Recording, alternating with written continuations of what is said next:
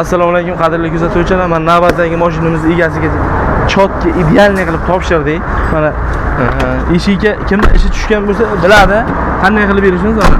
Xohlasanglar mana bunday. Xullas tegsa, xullas eshik yopiladi. Mana bunaqasi ham yengil.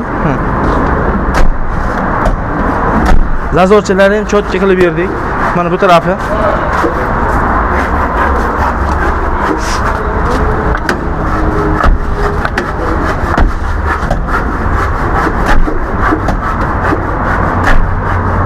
Klientimiz o'ta nozik ekan.